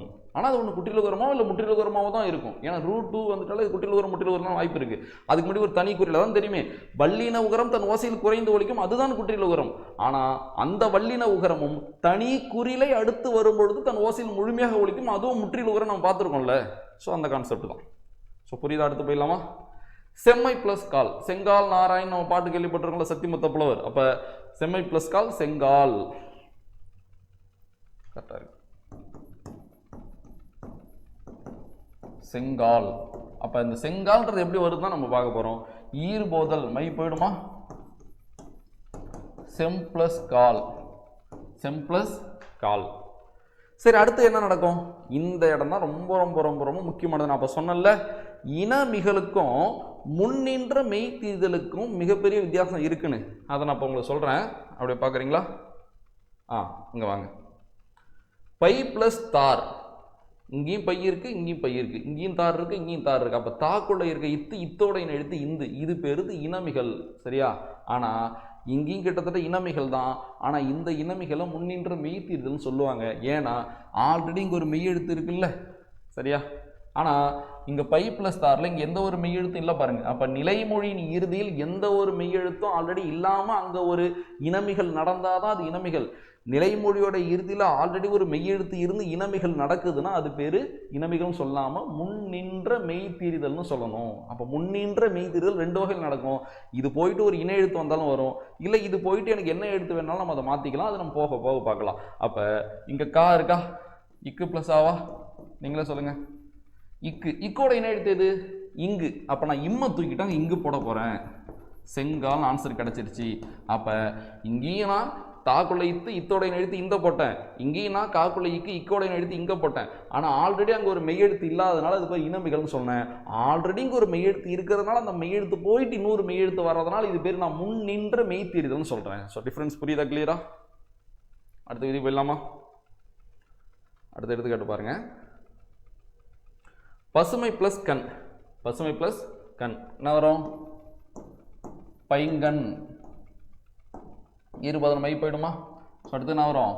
பசு பிளஸ் கண். பசு பிளஸ் கண். ஸோ அப்போ அடியகரம் ஐயாதல். அடியகரம் ஐயாதல். அப்போ என்ன வரும் எனக்கு? பைசு பிளஸ் கண். பைசு பிளஸ் கண். திரும்ப அதே தான். இப்போ இங்கே உயிர் எழுத்து இருந்தால் அந்த சூவை நான் ஏதோ ஒன்று பண்ணலாம். இப்போ எனக்கு உயிர் எழுத்து இருக்கு, அப்போ சூவை நீக்கிடலாம். என்ன விதி? இணையவும். ஸோ இப்போ பை ப்ளஸ் கண். காக்குள்ள இப்போ இணையம்னா நான் கற்றுக்குறோம்ல, ஆல்ரெடி பார்த்துருக்கோம். பட் இதை நான் இணையவுக்காக தான் வச்சுருக்கேனே. சரி, ஓகே. இங்கே கா இருக்குது, இக்கு கூட்டலாம். காவோட எழுத்து எது? இக்கோட எழுத்து எது? இங்கு. அப்போ என்ன வரும் எனக்கு? பைங்கன். இக்கோட எழுத்தியா இங்குலாம் டவுட்டே இருக்கக்கூடாது, நம்ம தான் பார்த்துருக்கோமே. எழுத்துக்களின் பிறப்பு இக்கு இங்கு ஒரே இடத்துல பிறக்கும். எந்தெந்த எழுத்துக்கள் ஒரே இடத்துல பிறக்குதோ அதெல்லாம் ஒரே இனம். அவ்வளோதான் விஷயம். சரி, ஓகே. பசுமை பிளஸ் கண் பைங்கன்னா என்ன விதிப்படி மாறி இருக்கு பாருங்க. ஈர்போதல், அடியகரம் ஐயாதல், இணையவும், இனமிகள். அடுத்து பார்க்கலாமா? நறுமை பிளஸ் தேன். என்ன ஆன்சர் வரும்? நருந்தேன். ஈஸி தானே இது? ஈர்போதல் மை போயிடுமா? நறு பிளஸ் தேனா? தேக்குள்ள இத்தா, இத்தோட எழுத்து இந்தா. ஸோ போக போக உங்களுக்கு ரொம்ப விளக்கம் தேவையில்லை, உங்களுக்கே தெரியும். அவ்வளோதான் விஷயம். சரி, ஓகே. இப்போ 8 விதியும் நல்லா புரிஞ்சிருக்கும். இதுக்கப்புறமும் நிறைய சொற்கள் இருக்குது, நம்ம வேகமாக அப்படி சால்வ் பண்ணிட்டு போகலாம். போன வகுப்பில் நான் கொஞ்சம் ஹோம்ஒர்க்லாம் கொடுத்துருப்பேன். ஒரு 3 பேர், ஹரிணி, திவ்யா, ஞானசேகரன், பகவதின்னு நினைக்கிறேன். ஒரு 4 பேர் தான் 5க்குமே ஆன்சர் பண்ணிட்டு இருந்தாங்க. ஸோ உங்களுக்கு வாழ்த்துக்கள். சில பேர்லாம் முக்கியமான 1-2 ஆன்சர் பண்ணியிருந்தீங்க. ஸோ இவங்க தான் அது எல்லாத்துக்கும் ஆன்சர் பண்ணியிருந்தாங்க. இதில் முக்கியமானது இதுதான். மற்றெல்லாம் ஈஸி. கருத்து ப்ளஸ் அதனுள், கருத்து அதனுள், அது குற்றியல் உறுப்புணர்ச்சி. நஞ்சு ப்ளஸ் பல், இஞ்சி இச்சா மாறும், இங்கே இப்போ வரும். நச்சுப்பல், இது மென்தொடர். கயிறு ப்ளஸ் வண்டி, கயிற்று வண்டி, ஈஸி. பதிவு ப்ளஸ் எண், பதிவெண், இதுவும் குற்றியல் உறுப்புணர்ச்சி, முற்றியல் உறுப்புணர்ச்சி ஒன்று தானே. முற்று மற்றும் ஒரோ வழி, இதுலேயும் உயிர் வரும், உக்குரல் மெய் விட்டு ஓடும், அதுலேயும் அதான். இதுலேயும் உடல் மேல் உயிர் வந்து ஒன்று இயல்பு, அதுலேயும் அதுதான். ஆனால் இதுதான் முக்கியமானது. சரியா? பார்க்குறீங்களா? களிறு, டூரு இருந்து நெடில உயிர் வந்தால் ஒற்று இரட்டிக்குமா? அப்போ களிறு எப்படி மாறும்? களிற்று. களிற்று ப்ளஸ் யானை. இப்போ தான் முக்கியமான கான்செப்டே இருக்குது. நிலைமொழி ஒரு குற்றியலுகரமாக வந்து வருமொழியின் முதல் எழுத்து எகர எழுத்தாக இருந்தால் நிலைமொழியின் இறுதியில் உள்ள உகரம் இகரமாக திரியும். பார்த்துருக்கோமா? ஸோ இப்போ ரு, இரு கூட்டல் இந்த ஊ எப்படி மாறிடும்? ஈயா மாறிடும். இரு கூட்டல் ஈ என்னென்னு வரும்? ரீ. அப்போ எனக்கு ஆன்சர் என்ன கிடைக்குன்னா களிற்றி யானைன்னு வரும். இதுதான் முக்கியம். ஸோ இது ஆன்சர் கரெக்டாக பண்ணவங்களுக்கு, ஏன்னா எனக்கு கொஞ்சம் சந்தோஷமாக இருந்துச்சு. ஏன்னா நீங்கள் இப்போ புரிஞ்சிருக்குன்னு தானே அர்த்தம் இதை நீங்கள் ஆன்சர் பண்ணுறீங்கன்னா. ஸோ இப்போ இந்த வகுப்போட நோக்கமே உங்களுக்கு புரியணுன்றது தானே. அதனால் தயவு செஞ்சு கமெண்ட் பண்ணுங்கள். ஸோ இதுதான் நேற்று போன வகுப்பில் கேட்ட ஆன்சர். ஓகேவா? சரி, ஓகே. நம்ம அதை 8 பார்த்துட்டோம். இதுக்கப்புறமா நிறைய எடுத்துக்காட்டுகள் இருக்குது, நம்ம ஒன்று ஒன்றா சால்வ் பண்ணிட்டு போகலாம். கருமை ப்ளஸ் விழி. ஸோ அப்போ என்ன ஆன்சரை நான் ஃபஸ்ட்டு எழுதிடுறேன். கருவிழி. அப்போ இது என்ன விதி மட்டும்தான்? ஈறுபொருள் மட்டும்தான். சரியா? மை போயிடுமா? கருவிழி. இன்னும் சில பேருக்கு நிறைய பொறுமை இல்லை. நம்மளுக்கு எக்ஸாமுக்கு டைம் இருந்தாலுமே ஒரு விஷயத்தை ஆழ்ந்து கத்துற அளவு பொறுமை இல்லை. இப்போ 4 எடுத்துக்காட்ட பார்த்தாங்களா, எனக்கு தெரிஞ்சிருச்சு புரிஞ்சிருச்சுன்னு போயிடுவாங்க. ஆனால் இருக்குது. சரியா? ஸோ ப்ரூஸ்லி கூட சொல்லியிருப்பார், 1000 கிக்கு பண்ணுறவனை பார்த்து எனக்கு பயம் இல்லை, ஒரே கிக்கு 1000 வாட்டி பயிற்சி பண்ணுறவனை பார்த்து எனக்கு பயம். அப்போ ஒரே விஷயத்தை எவ்வளோ தூரம் நம்ம திரும்ப திரும்ப திரும்ப திரும்ப பயிற்சி பண்ணுறோமோ அந்த அளவு நம்மளுக்கு அவ்வளோ நாள் மறக்காமல் இருக்கும். அது இயல்பாக வெளிப்படும் நம்மள்கிட்ட இருந்து. சரி, இதுதான் ஜெயிக்கிறதுக்கு ஒரே வழி. சரியா? ஸோ நீங்கள் ஏதோ ஒரு டாப்பிக்கை தொட்டிங்கன்னா அதில் எந்த அளவு ஆழமாக போக முடியுமோ போயிடுங்க. அந்த அளவு நினைவில் அது நீடிச்சிருக்கும். சரியா? நீங்கள் ஒரு 30% படிக்கிறீங்கன்னா அது 2 நாள் 3 நாள் இருக்கும். நீங்கள் ஒரு 70% ஆழம் போயிட்டீங்கன்னா அது கண்டிப்பாக ஒரு சில மாதத்துக்கு உங்களுக்கு மறக்காது. அப்போ சில மாதத்துக்கு மறக்கலைன்னா திரும்பவும் நம்ம அதை இங்கே ரீகால் பண்ணுறதுக்கு ஒரு வாய்ப்பு கிடைக்கும் இல்லை? அது அப்படியே நினைவு நீடிச்சுக்கிட்டே இருக்கும். அதனால் நிறைய எடுத்துக்காட்டுகள் நல்லது. ஏதாச்சும் ஒரு விஷயத்தை நம்ம எக்ஸ்ட்ரா கற்றுக்கலாம். இதுலேயும் இருக்குது. சரியா? கஷ்டமான ஒரு 2 இடம் உள்ளே இருக்குது, நம்ம அதை பார்க்கலாம். சரி, அடுத்து பாருங்கள். இது ஈஸி தான். அப்போ கருவிழி எவ்வளோதான். அப்போ கருமை ப்ளஸ் விழி, கருவிழி, ஈறுபொருள் மட்டும்தான். அடுத்து போயிடலாமா? பெருமை ப்ளஸ் அன். பெருமை ப்ளஸ் அன், பெரியன். என்ன வேதின்னு பார்க்கலாமா? ஈறுபோதல். மை போயிடுச்சா? அடுத்தது பெரு ப்ளஸ் அன். பெரு ப்ளஸ் அன். பெரு ப்ளஸ் அன். அடுத்து என்ன விதின்னு பார்க்கலாமா? இங்கே ரூ இருக்கு, அங்கே ரீ இருக்கு. அப்போ என்ன விதி? இடை உகரம் ஈயாதல். ரூ இரு கூட்டலுவா. ஸோ அப்போ இ இரு கூட்டலி ரீ. அப்போ பெரு எனக்கு பெரி. பெரி கூட்டல் அன். இன்னும் எனக்கு முடியல. இங்கே ரீ இரு கூட்டல் ஈயா, சாரி ஆ. அப்போ நிலைமொழி இறுதியும் உயிரெழுத்து, வருமொழியின் முதலையும் உயிரெழுத்து வந்தால் ஓசைகள் ஒன்றுபடாது, அவற்றை உடன்படுத்த வருமே உடம்படுமை. எதுலாம் உடம்படுமை? ஈய இவ்வு. நிலைமொழியோட இறுதியை பொறுத்து ஈயா இவான் முடிவு பண்ணும். நிலைமொழியோட இறுதியில் ஈ இருந்தால் என்ன வரும்? ஈ வரும். அப்போ பெரி ப்ளஸ் ஈ ப்ளஸ் அன். அப்போ ஈ கூட்டலாம் யா. அப்போ என்ன வரும்? பெரியன். அவ்வளோதான். ஸோ அப்போ பெருமை கூட்டலன் பெரியனா மாதிரியான என்னென்ன விதி தேவைப்பட்டிருக்கு பாருங்க. ஈறுபோதல், இடைவுகரம் ஈயாதல், உடம்படுமை தேவைப்பட்டிருக்கு. டவுட் இல்லைல்ல? அடுத்து போயிடலாமா? அடுத்து பசுமை ப்ளஸ் இலை. இது ரெண்டுலையும் கம்பேர் பண்ணி ஒரு விஷயத்தை சூப்பராக கற்றுக்கலாம் பாருங்க. பசுமை ப்ளஸ் இலை, பாசிலை. சரியா? சரி, பார்க்கலாமா? ஃபர்ஸ்ட் ஈறுபோதல் போயிடுமா? அடுத்தது பசு ப்ளஸ் இலையா. இங்கே பா இருக்கு, இங்கே பா இருக்கு. அப்போ ஆதி நீடல். பசு பாசுன்னு மாறிடுச்சு, ஆதி நீடல். சரியா? இப்போ நீங்கள் நல்லா கவனிங்களேன். சில பேருக்கு அதான் அந்த இடத்துக்கு என்ன தேவையோ அந்த நுணுக்கு நம்மளுக்கு தேவை தானே. இப்போ எல்லாருக்கும் என்ன தோணும்? இங்கே சூ இருக்கு, அங்கே சி இருக்கு. அப்போ சு இச்சு ப்ளஸ் ஊ, இடை உகரம் ஈயாதல். அப்போ இச்சு ப்ளஸ் இ சி. அப்போ பாசி இலை. நல்லா கவனிக்கணும் ஆன்சரை. இப்போ எனக்கு என்ன ஆன்சர் கிடைச்சிருக்கு? பாசி இலை. எனக்கு ஆன்சர் பாசி இலை கிடையாது, பாசி இலை. அப்போ நான் அப்போ பயன்படுத்தினது தப்பு. அப்போ எந்த இடத்துல தப்பு நடந்திருக்குன்னு பாருங்க. ஸோ அப்போ இந்த இடத்துல நான் இடை உகரம் ஈயாதில் பயன்படுத்திடக்கூடாது, குற்றியல் உகர புணர்ச்சியை பயன்படுத்திருக்கணும். ஏன்னா அது ஒரு குற்றியல் உகரம். சரியா? என்ன குற்றியல் உகரம்? நெடில் தொடர் குற்றியல் உகரமா? நெடில் தொடர் குற்றியல் உகரமா? சாரி, கவனிங்க. உயிர்வரின் உட்குரல் மேய்விட்டு ஓடும், உடல் மேல் உயிர் வந்து ஒன்றுவது இயல்பே. ஸோ அப்போ ஊ போயிட்டா இச்சு மட்டும் இருக்கும், அங்கே இலை. அப்போ இச்சு கூட்டலினது சி. அப்போ என்ன வரும்? பாசிலை. அப்போ எந்த இடத்துக்கு என்ன தேவைன்னு நம்ம தான் கரெக்டாக பயன்படுத்தணும். ஸோ பாருங்கள், இது அசால்ட்டாக நினச்சா இதில் அந்த தப்புனிட வாய்ப்பு இருக்குது. நான் சொல்கிறேன், கடினமான வினா வச்சிடறான். நான் வினா எப்படி செட் பண்ணுறேன்னு பாருங்களேன். நான் சொல்கிற மாதிரி இப்படி செட் பண்ணுறேன்னு வச்சிங்களேன். ஒரு 4 விதி பேரை கொடுத்துட்றான். இதே வச்சிங்களேன். ஈறுபோதல், ஆதி நீடல், குற்றியல் உகர புணர்ச்சி, பின்வரும் வழிகளில் புணரும் சரியான சொல்லு. இது 4 ஆப்ஷன் இருக்கும். அதில் வந்து பாசிலையும் இருக்கும், பசுமை ப்ளஸ் கூழ், பைங்கூழும் இருக்கும். இந்த மாதிரி குழப்ப வச்சுருவோம். அப்போ நம்ம அதை பிரித்து 10 கரெக்டாக ஆன்சர் செட் பண்ணணும்ல. அப்போ சில பேருக்கு என்ன தோணிடும்? பசுமை ப்ளஸ் இலையில் இடை உகரம் ஈயாதல் வரும்னு நம்மளுக்கு தோணிடும். ஆனால் இங்கே இடை உகரம் ஈயாதலே இல்லை, குற்றியல் உகர புணர்ச்சி நம்மளுக்கு இப்போ புரியுது இல்லை. ஸோ அதுக்காக தான் நான் சொல்கிறேன். ஸோ முக்கியமானது. அடுத்தது பாருங்கள், பசுமை ப்ளஸ் கூழ் ஆன்சர் என்ன வரும்? பைங்கூழ். ஏன் நான் உங்களுக்கு ஆன்சர் எழுதுறேன்னா நம்ம எதை நோக்கி போகிறோன்னு உங்களுக்கு ஒரு புரிதல் வந்துடும்ல. அதுக்கேற்ற சேஞ்சஸ் நீங்கள் பண்ணுங்க, கற்றுக்குங்க. ஈறுபோதல் மை போயிடுது. அடுத்து பசு ப்ளஸ் கூழ். இப்போ பாருங்க, இதுக்கு உங்களுக்கு சரி நான் இதே சொல்கிறேன். இப்போ பாவை எப்படி பிரிக்கலாம்?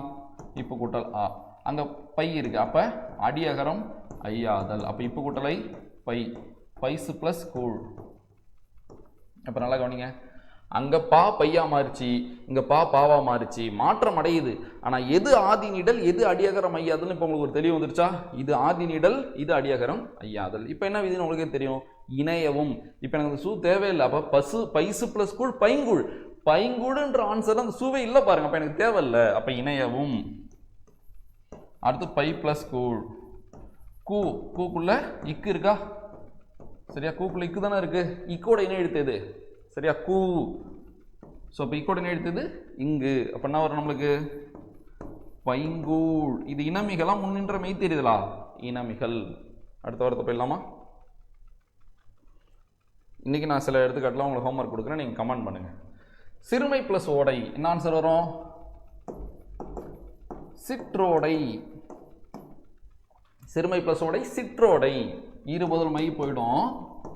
அடுத்து சிறு பிளஸ் ஓடை, அப்போ சிறு எப்படி மாறிடும்? சிற்று. தன்னொற்று இரட்டல், தன்னொற்று இரட்டல், நிலைமொழியில் டூரு இருந்தால் இரட்டிக்குன்னு சொன்னால் சிற்று பிளஸ் ஓடை. ஸோ அப்போ அடுத்து குற்றியல் உகரப்புணர்ச்சி. உயிர் வரின் உட்குரல் மெய் விட்டுவிடும், உடல் மேல் உயிர் வந்து ஒன்றுவது இயல்பு. இரு கூட்டல் ஓன்னது அப்படியே எழுதிட்டா சரி, பார்க்கலாம். இந்த இரு, இந்த இரு, அடுத்து இந்த இரு, இரு கூட்டல் ஓன்னது ரோ. அப்போ எனக்கு ஆன்சர் என்ன வருது? சிற்றோடைன்னு வருது. அப்போ சிறுமை பிளஸ் ஓடை சிற்றோடை வருது.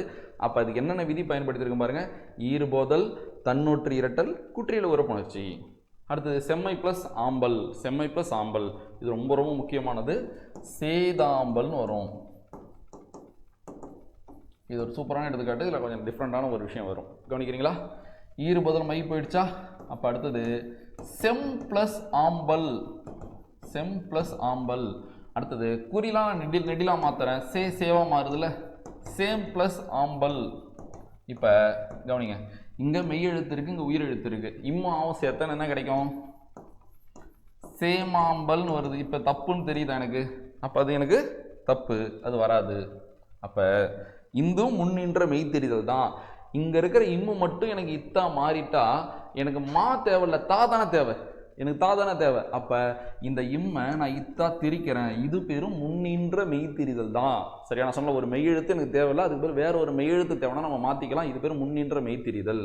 ஸோ அப்போ சேத் ப்ளஸ் ஆம்பல், இது கூட்டலானது தா.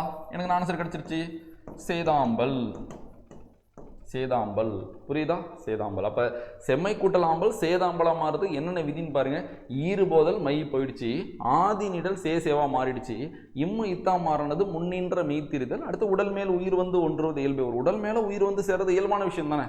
ஸோ சேதாம்பல் இவ்வளோதான். அடுத்து போயிடலாமா? கருமை பிளஸ் குயில் கருங்குயில் ஒரே விதி. ரெண்டு விதி இனமிகள். இப்போ கரு பிளஸ் குயிலா, கு இக்கு பிளஸ் ஊவா, இக்கோட என்ன எழுதியது இங்கா, அப்போ கருங்குயில். கருங்குயில் அவ்வளோதான் விஷயம். அடுத்து பாருங்க, பெருமை பிளஸ் வழி பெருவழி ஒரே ஒரு விதி தான், மை மட்டும் போயிடும், பெருவழி. பெருவழி. அடுத்தது பாருங்க, பசுமை பிளஸ் நிறம். சரியா, என்ன வரும்னா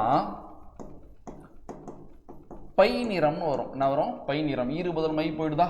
அடுத்தது பசு பிளஸ் நிறம். பசு பிளஸ் நிறம். அடுத்து பாருங்க, பா இப்பு கூட்டல் ஆ, அடியகரம் ஐயாதல், இப்பு கூட்டலை பை, பைசு பிளஸ் நிறம். உங்களுக்கே தெரியும். இப்போ என்ன விதி? இணையவும். என்ன போயிடும்? சூ போயிடும். அப்போ அடுத்து என்ன நினைக்க எனக்கு? பை பிளஸ் நிறம். இணைய விதிப்படி சூ போயிடுச்சு. இப்போ பை பிளஸ் நிறம் நீங்கள் சொல்லுங்க பார்க்கலாம். பை நிறமா இல்லை பை நிறமா? இதில் எது ஆன்சராக வரும்? இந்த இடத்துல ரொம்ப ரொம்ப ஒரு முக்கியமான விஷயம் இருக்குது. நம்ம தனியாக பார்க்கலாமா? நம்ம தனி இடமா பார்க்கலாம். கவனிக்கிறீங்களா? ரொம்ப ரொம்ப முக்கியமானது. ஸோ அப்போ பை ப்ளஸ் நிறம் என்னவா வரும்? பை நிறமா இல்லை பை நிறமா? கவனிக்கிறீங்களா? இதில் ஒரு விதி இருக்குது. என்ன விதினா, குறில் வழி எத்தனி ஐ நோ து முன் மெலி மிகழும்னு ஒரு விதி இருக்கு. ஸோ செக் பண்ணி பாருங்க, நன்னூல் விதி இது. சரியா? இது உங்களுக்கு புரியுற மாதிரி நான் பிரித்து எழுதியிருக்கேன், அங்கே வேறு மாதிரி இருக்கும் அது. சரி, இது என்னன்னு தெரியுமா? நம்ம எல்லாருமே சந்திப்பிழைக்கு வல்லினம் மிகுமிடம் மிகாமடம் படிக்கிறோம். வல்லினம் தான் மிகும். சரியா? அந்த நல்லா டீப்பாக உன்னிப்பாக கவனிக்கணும்னா நான் நடத்தின மொழி முதலெழுத்து இறுதி எழுத்து உங்களுக்கு தேவை. இப்போ நல்லா கவனிங்களேன். ஒரு சொல்லோட முதல்ல என்னென்ன எழுத்து வருதோ அதை பொறுத்து தானே மிகுமே. இப்படி இருக்குன்னு வச்சிங்களேன். வருமொழியின் முதலெழுத்து ஒரு வல்லின உயிர்மை எழுத்தாக இருந்தால் தானே வல்லினம் மிகும். வருமொழியின் முதல்ல என்னென்ன வல்லின உயிர்மை எழுத்து வர முடியும்னு இப்போ உங்களுக்கு தெரியும். கசட தவிர என்ற 6ல் டாவுராவும் வராது. அப்போ க ச த ப கரெக்டு தானே? கா வரிசையோ சா வரிசையோ தா வரிசையோ பா வரிசையோ வந்தா கா வரிசை வந்தா இக்கு, சா வரிசை வந்தா இச்சி, தா வரிசை வந்தா இத்து, பா வரிசை வந்தா இப்போ. இதான வல்லின மிகுமிடம். இதே போல மெல்லினம் மிகுமிடமும் உண்டு, இடையின மிகமும் மிகிற இடமும் உண்டு. ஏன் நம்ம வல்லினம் மட்டும் படிக்கிறோம்னா வல்லினம் தான் 90% மிகும். எங்கே மிகாதுன்றதுக்கு நமக்கு ரூல் படிக்கணும், அதனால தான் அதை படிக்கிறோம். ஆனால் அந்த மெல்லினமும் இடையினமும் 98% மிகாது எங்கேயுமே. சில இடத்துல மட்டும் தான் மிகும். அதையே தனி ரூலாக பார்க்க போகிறோம். இன்னைக்கு இந்த இடத்துக்காக நான் சின்ன விஷயத்த வேணா சொல்கிறேன். சரியா? அப்போ பாருங்கள், இதுக்கு உங்களுக்கு என்னென்ன புரிதல் வேணும் பாருங்களேன். அப்போ ஒரு சொல்லட முதல்ல என்னென்ன வருஷலாம் வரும்? கச தன பம ஞான ஏவ. எவ்வளோ புரிதல் பாருங்கள். இந்த 10 வருஷம் தான் ஒரு சொல்லோட முதல்ல வரும். உங்களுக்கு தெரியும், நான் ஒரு எழுத்து மொழி முதல் எழுத்து இறுதி எழுத்துல சொல்லி கொடுத்துருக்கேன். சரியா? இதில் எதுலாம் வள்ளி நான் டிக் அடிக்கிறேன் பாருங்க. காச தாப்ப. இதில் எதுலாம் மெல்லினமோ நான் ஏற மார்க் போகிறேன் பாருங்க. இதில் எதுலாம் இடையினமோ நான் ரவுண்ட் பண்ணுறேன் பாருங்க. இப்போ பிரிவுகள் புரியுதா உங்களுக்கு? இந்த 10ல் 4 மெல்லினம், 4 வல்லினம், 2 இடையினம். சரியா? இதுலேயுமே மெல்லினத்தை பொறுத்த வரைக்கும் இது ரெண்டும், இது ஒரே ஒரு எழுத்து தான் முதல்ல வரும். இதில் 4 எழுத்து தான் முதல்ல வரும். அப்போ இந்த நா வரிசையிலையும் இந்த மா வரிசையிலையும் தான் 12 எழுத்துக்களும் ஒரு சொல்லோட முதல்ல வரும். அப்போ மெல்லினம் மிகிறதுல மேக்சிமம் மிகிற மெல்லினமையா எது இருக்கும்? இந்தோ இல்லை இம்மோ தான் இருக்கும். அப்போ இதில் எவ்வளோ அடிப்படை இருக்குது பாருங்கள். ஸோ இது நான் என் கிளாஸ் கவனிச்சவங்களுக்கு இது புரியும் நம்புகிறேன். சரியா? ஸோ அப்போ அதே போல் பார்க்கலாமா? அப்போ இந்த விதியை நான் உங்களுக்கு வந்து ஈஸியாக சொல்லி தந்துடுறேன். இந்த விதி எப்படி எளிமையாக புரிஞ்சிக்கலான்னு பார்க்குறீங்களா? அவங்க என்ன தெரியுமா சொல்கிறாங்க? அப்படியே நம்ம எப்பயும் சால்வ் பண்ணுறவங்கள சால்வ் பண்ணிடலாம். குறில் வழி, அதாவது நிலைமொழி வருமொழி. நிலைமொழி ஒரு குறில் எழுத்தை ஃபஸ்ட்டு வச்சுருக்கணும், அதுக்கப்புறம் ஒரு ஈ இருக்கணும். இதுதான் குறில் வழி அடுத்தது பாருங்களேன், தனி ஐ. தனி ஐனா என்னன்னா நிலைமொழி ஒரு ஐகார எழுத்தாக இருக்கணும். ஒன்று ஐயா இருக்கலாம், இல்லை கையா இருக்கலாம், இல்லை மையா இருக்கலாம், இல்லை பையா இருக்கலாம். ஆனால் தனியாக இருக்கணும், ஐகார எழுத்தாக இருக்கணும். அடுத்தது நிலைமொழி ஒரு நோவாக இருக்கணும், இல்லை நிலைமொழி ஒரு தூவாக இருக்கணும். இப்படி 4 அமைப்பு இருக்கணும். குறில் ஈக்கு ஒரு எடுத்துக்காட்டை எழுதிடலாமா? சரி, மெய் அது அடுத்து கூட பார்த்துக்கலாம். இதுதான் ஸ்ட்ரக்சர். நிலைமொழி ஒரு குறில் அடுத்து ஈயா இருந்தாலோ, இல்லை ஒரு ஐகார எழுத்து தனியாக இருந்தாலோ, நோ இருந்தாலோ, தூ இருந்தாலோ, இங்கே மெல்லின உயிர்மை எழுத்து வந்தால் மெல்லினம் மிகும். மெல்லின உயிர்மை எழுத்து வந்தால் என்ன மிகும்? மெல்லினம் மிகும். ரொம்ப ரொம்ப ரொம்ப முக்கியமானது. சரியா? அப்படி எடுத்துக்காட்டு பார்த்துடலாமா? மெய்ன்னு வச்சுக்கலாம். அப்புறம் மெய் தனி குறில் ஈ இருக்கா? குறில் வழி தனி ஐ நோ தூ முன் மெலி மிகழும். இதான் விதி. இதை புரிஞ்சுக்கிட்டா விதி புரியும். விதியை மட்டும் படித்தா புரியாது. பாருங்களேன், மெய் நிமிர்ந்தது, கை நிமிர்ந்தது, நோ நண்பா, தூ நண்பா. அப்போ இது எப்படி நம்ம சேர்த்து எழுதலாம்?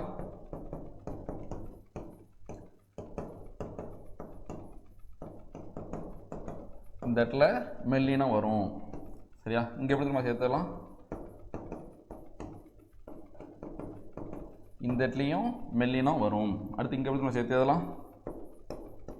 இந்த இடத்துலையும் மெல்லினம் வரும். நீங்கள் செக் பண்ணி பார்த்துங்க, இதான் கரெக்டு. அடுத்தது தூ, இந்த இடத்துலையும் மெல்லினம் வரும்.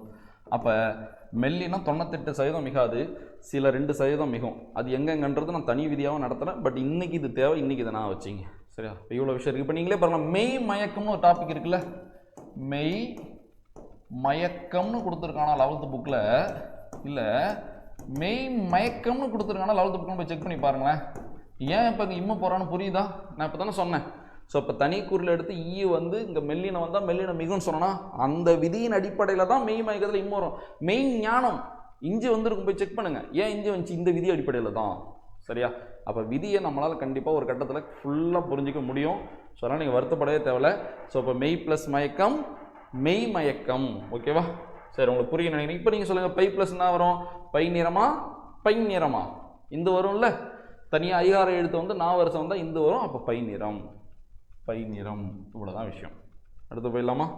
ஸோ அப்போ பை நிறம் உங்களுக்கு கிளியராக இருக்குன்னு நம்புகிறேன். ஸோ பாருங்களேன், இன்னொன்று நான் சொன்னேன்ல, எச்சத்திலும் தேவைப்படும். இப்போ பெரிய பானைன்னு வச்சுங்களேன். இப்போ பெரிய பானை பெரிய பானை, இது ஒரு எச்சம். என்ன எச்சம்? இது ஒரு பெயரெச்சம். என்ன பெயரெச்சம்? குறிப்பு பெயரெச்சம். தெரிநிலை பெயரெச்சத்தில் தெரிநிலைனா எப்படி தெரிநிலை குறிப்புன்னு கண்டுபிடிக்கணும்னு உங்களுக்கு தெரியும். செயலையும் காலத்தையும் குறிச்சா அது தெரிநிலைன்னு சொல்லுவோம். செயலையும் காலத்தையும் குறிக்காம பண்பை மட்டும் குறிச்சா அது குறிப்புன்னு சொல்லுவோம். இத்தனை நம்ம பண்பை குறிக்குது குறிப்புன்னு படிக்கிறோமே தவிர அது எங்க பண்பை குறிக்குதுன்னு நம்மளுக்கு தெரியாது. இப்போ பாருங்களேன், பெரிய, இதுக்குள்ள பெருமை என்ற பண்பு இருக்கு. பாக்குறீங்களா? பெருமை பிளஸ் தமிழை நீங்க புரிஞ்சு படிச்சுட்டீங்கன்னா இதோட எளிமையே கிடையாது. என்பது என்ன விகுதி? பெயரச்ச விகுதி. காரணம் இல்லாம எதுவுமே நடக்காது. இது ஒரு பெயரச்ச விகுதி, இது ஒரு பண்பு. சரியா? அதனால தான் பண்பை குறித்து அது குறிப்பு பெயரச்சம்னு சொல்றாங்க. இப்போ இந்த பெருமை பிளஸா எப்படி பெரிய மாறணும் விதி உங்களுக்கு தெரியணும். நீங்க நேரம் சால்வ் பண்ணணும். ஈறுபதல் மை போயிடுமா? அடுத்து பாருங்களேன், பெரு பிளஸ் ஆவா, இடையுகரம் ஈயாதலா, இடையுகரம் ஊ எப்படி மாறிடும்? ஈயா மாறிடுமா? அப்போ இரு கூட்டல் ஈனாது ரீயா. அப்போ பெரி கூட்டல் ஆவா ரீ. இரு கூட்டல் ஈயா, உடம்படும் ஈயா. ஈ இருந்தால் ஈ வருமா? அப்போ பெரி கூட்டல் ஈ கூட்டல் ஈ கூட்டல் யாவா. அப்போ பெரியன்னு வருமா? அப்போ பெரியன்ற வார்த்தை எப்படி பிரிக்கலாம்? பெருமை பிளஸான்னு பிரித்து நம்மளால் சேர்க்க முடியும். ஒரு எச்சம் நடத்தும் பொழுது எச்சம் 100% புரியணும்னா உங்களுக்கு புணர்ச்சி தெரியணும். புணர்ச்சி வேற்றுமை இதெல்லாம் மிக மிக அடிப்படையான தலைப்பு. இந்த புணர்ச்சி வேற்றுமை பகுபதம் பகாபதம் இதெல்லாம் நான் டீட்டெயில்டாக 100% கிளியராக நடத்துறேன். ஸோ தயவு செஞ்சு கவனிச்சுட்டு வாங்க. இதெல்லாம் உங்களுக்கு ரொம்ப ரொம்ப ஈஸியாக்கி கொடுக்கும் தமிழை. சரி, ஓகே. சரி, நம்ம அந்த இடத்துக்கு போயிடலாமா? சரி, பை நிறம் எது ஆன்சர்னு இப்போ உங்களால் முடிவு பண்ண முடியும். எது ஆன்சர்? இதுதான் ஆன்சர். சரி, பசுமை ப்ளஸ் தமிழ் பைந்தமிழ். அப்படியே சால்வ் பண்ணிடலாமா? முடிச்சிடலாம். இருங்க, ஒரு 10 நிமிஷம் கிடக்குன்னு பார்த்துடலாம். ஈறுபதம் மை போயிடுமா? பைந்தமிழ் பா பையா மாறுமா? அப்போ இப்பு கூட்டல் ஆ, அடியகரம் ஐயாதல். இப்பு கூட்டலை பை, பைசு பிளஸ் தமிழ். ஸோ அப்போ என்ன விதி? இணையவும் போயிடுமா? அடுத்து பை பிளஸ் தமிழ். தாக்குலை இத்து, இத்தோட எழுத்து இந்து. அப்போ என்ன வரும்? பைந்தமிழ். என்னது? பைந்தமிழ். இப்போ இது முன்னின்ற மீதில் இனமிகளா? இது இனமிகள். அடுத்து பாருங்க, நெடுமை பிளஸ் இலை. ஈறுபதல் மை போயிடுமா? அடுத்தது நெடு. நிலைமொழியோட இதில் டூரு இருந்தால் தன்னொற்று இரட்டல்னு சொன்னால் அப்போ நெடு நெட்டுன்னு மாறும். நெட்டு ப்ளஸ் இலைன்னு மாறிடும். சரியா? அடுத்தது உயிர்வரின் உக்குரல் மெய்விட்டு ஓடும், உடல் மேல் உயிர் வந்து ஒன்றுவது இயல்பே. அப்போ என்ன வந்துடும்? நெட்டிலை. அப்போ வெறுமை ப்ளஸ் இலை, ஈறுபதல் மை போயிடும். அடுத்தது வெறு ப்ளஸ் இலை. சரியா? அடுத்தது தன்னொற்று இரட்டல், வெறு வெற்று, வெற்று பிளஸ் இலை. அடுத்தது உயிர்வரின் உக்குரல் மெய்விட்டு ஓடும், உயிர்வரின் உக்குரல் மெய்விட்டு ஓடும், உடல் மேல் உயிர் வந்து ஒன்றுவது இயல்பு. இரு குடலி ரீ. அப்போ என்ன வரும்? வெற்றிலைன்னு வரும். அடுத்து செம்மை பிளஸ் தமிழ். ஈறுபதல் மை போயிடும், செம் பிளஸ் தமிழ்னு வரும். ஆல்ரெடி பார்த்துருக்கோம்ல. ஸோ அப்போ இதுதான் முன்னின்ற மெய் தெரிதல். ஸோ அப்போ அங்கே தாக்குலை இத்து, இத்தோட எழுத்து இந்து தான். பட் இங்கே இம்மு இருக்கிறனால இம்மு போயிட்டு இந்து வர்றதுனால இது பேர் முன்னின்ற மெய் தெரிதல். கருமை பிளஸ் கடல் கருங்கடல். கருங்கடல். இன்னும் 2 விஷயம் நம்ம கற்றுக்கிற மாதிரி இருக்கும், கொஞ்சம் பாருங்கள், சொல்கிறேன். பசுமை பிளஸ் தளிர் பைந்தளிர். சரியா? இந்த பசுமை பிளஸ் தளிர் மட்டும் என்னென்ன ரூல் வரும்னு நீங்கள் ஆன்சர் பண்ணுங்கள். இப்போ கமாண்டில் பசுமை ப்ளஸ் தளிர் நீங்கள் கமெண்ட் பண்ணி ஆன்சர் எது தான்? பைந்தளிர் தான். கடைசியில் ஆன்சர் பைந்தளிர் தான். என்னென்ன விதி வந்துச்சுன்னு மட்டும் விதி என்னென்ன விதின்னு நீங்கள் கமெண்ட் பண்ணுங்கள். சரியா? இது உங்களுக்கானது. சரி, தொன்மை ப்ளஸ் கவின் பார்க்கலாமா? மை போயிடும், தொன் ப்ளஸ் கவின். அடுத்தது பாருங்கள், இந்த இடத்துல இன்னும் இல்லா மாறும். இது பேர் முன்னின்ற மெய் தெரிதல். ஸோ இப்போ என்ன வரும்? தொல்கவின். கவின் தொல்கவின். இது ரொம்ப ரொம்ப முக்கியமானது. சரியா? இந்த இடத்துல இன்னும் இல்லாம மாறினதுக்கு நகர ஏற்றுப்புணர்ச்சின்னு ஒன்று இருக்குது. அதன் அடிப்படையில் இது மாறலை. ஸோ இது இந்த இடத்துலோட அமைப்பு உங்களுக்கு தெரியும். இப்போ சிறப்பு விதின்னு ஒன்று இருக்குது. அந்த சொல்லுக்குன்னே ஒரு விதி இருக்கும். அதன் அடிப்படையில் இன்னும் இல்லா மாதிரி இருக்குது. ஓகேவா, நான் வச்சுங்க. ஸோ இப்போ தொல்பொருள்ன்றோம்ல, அப்போ தொன்மை ப்ளஸ் பொருள் தொல்பொருள், மை போயிட்டு தொல்லா மாதிரி தொல்பொருள். சரியா, இதில் ஆனால் ரூல் இருக்குது பார்க்குறீங்களா, இதில் ஒரு ரூல் இருக்குது. ஈறு பதில் மை போயிடுமா. அடுத்தது நன் ப்ளஸ் பயனா இன்னு இற மாறுது நற்பயன். இந்த விதி பேர் என்னன்னு கேட்டீங்கன்னா அது முன்னின்ற மெய்த்திரிதல். ஆனால் இந்த இடத்துல வேற ஒரு ரூல் இருக்குது. நகர ஈற்றுப்புணர்ச்சி நான் நடத்துகிறேன், கிளியராக பார்க்கலாம். அந்த நகர ஈற்றுப்புணர்ச்சினா குழப்பமாக இருக்கும். வேற்றுமை புணர்ச்சி அல்வழி புணர்ச்சி ரெண்டாக பிரியும். நான் அந்த போர்டை ஃபுல்லாக ஃபார்ம் பண்ணி ஒரே ஆங்கிளில் மொத்தத்தையும் பார்த்தோன்னா மைண்டு கிளியர் ஆகிடும். சரி, அது பார்க்கலாம். நம்ம உங்களுக்கு தெரியல பொன் ப்ளஸ் சிலை என்னது பொற்சிலை, இன்னும் இற மாறும்ல. சரியா, நிலைமொழியோட இறுதியில் இன்னும் இருந்து வருமொழியின் முதல்ல ஒரு வல்லின உயிர்மை எழுத்து இருந்தால் அந்த இன்னும் இற மாறும். இந்த இடத்துல அது விதிவிலக்கு. சரியா, காவும் வல்லின உயிர்மை எழுத்தா அங்கே வந்து இன்னும் இற மாறல, இன்னும் இல்லாமல் மாறிச்சு. அந்த தொல்லுன்ற சொல்லுக்கு, அந்த தொன்மைன்ற சொல்லுக்கே ஒரு உரிய சிறப்பு விதியின்படி அங்கே இன்னும் இல்லாமல் மாறிச்சு, இங்கே இன்னும் இற மாறுது. இது வந்து நகர ஈற்றுப்புணர்ச்சி விதி. அப்போ பாரு நிறைய விதி படிக்கணும். அந்த விதியோட தாக்கமும் அங்கங்கே வந்துகிட்டு இருக்கும். இப்போ எப்படி நிறைய இடத்துல வந்து உடம்படுமை வருது, நிறைய இடத்துல எப்படி குற்றியில் உறுப்புணர்ச்சி வருது, அதுபோல் நிறைய இடத்துல இது போல் நகர ஈற்றுப்புணர்ச்சி வரும். ஸோ இப்போ நற்பயன், நன்மை ப்ளஸ் பயன் நற்பயன். இங்கே பாருங்களேன், ஈறுபோதல் மை போயிடுதா, நன்மணி, அவ்வளோதான். உங்களுக்கு நான் நகர ஈற்றுப்புணர்ச்சி என்ன தெரியுமா சொல்கிறேன். இப்போ எடுத்துக்காட்டுக்கு ஒரு சொல்லோட இதில் இன்னும் வந்து வருமொழியின் முதல் எழுத்து ஒரு வல்லின உயிர்மை எழுத்தாக இருந்தால் இந்த இன்னும் எப்படி மாறும். வருமொழியோட முதல் எழுத்து ஒரு மெல்லின உயிர்மை எழுத்து இருந்தால் அந்த இன்னும் எப்படி மாறும். வருமொழியோட முதல் எழுத்து ஒரு இடையின உயிர்மை எழுத்து இருந்தால் அந்த இன்னும் எப்படி மாறும் நான் உங்களுக்கு சொல்லி தருவேன். மெல்லின உயிர்மை எழுத்து இருந்தால் நோ சேஞ்ச், அப்போ இன்னும் தான். வல்லின உயிர்மை எழுத்து இருந்தால் சேஞ்ச் உண்டு, இன்னும் இறா மாறும். சரி, அதெல்லாம் நம்ம அந்த விதியில் பார்த்துக்கலாம். ஸோ இப்போ நன்மை ப்ளஸ் மணி நன்மணி,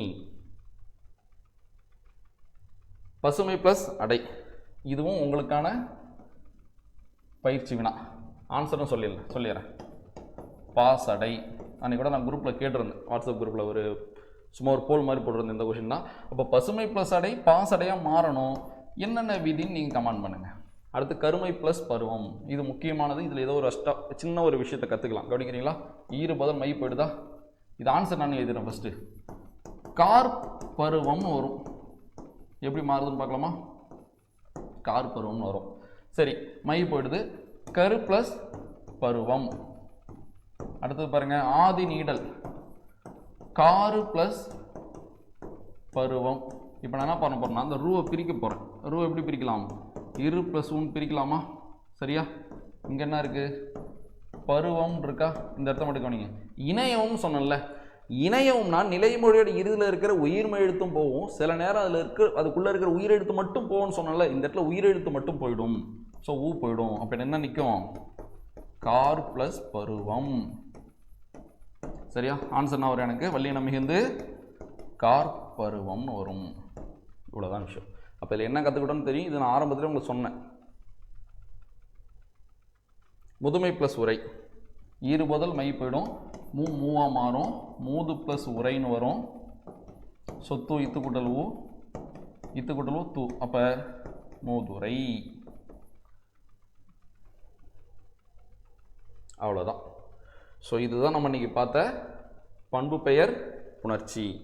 புரியுதா, பண்பு பெயர் புணர்ச்சி புரியுதா. ஸோ இதுதான். இதை இன்னுமே நான் உங்களுக்கு டெஸ்ட் கொஷின் கொடுக்கும். இப்போ நீ இவ்வளோ தூரம் பார்த்துட்டோம். ஸோ டெஸ்ட் பேட்சில் நம்ம கொஷினாகவும் இதை கொடுப்போம்.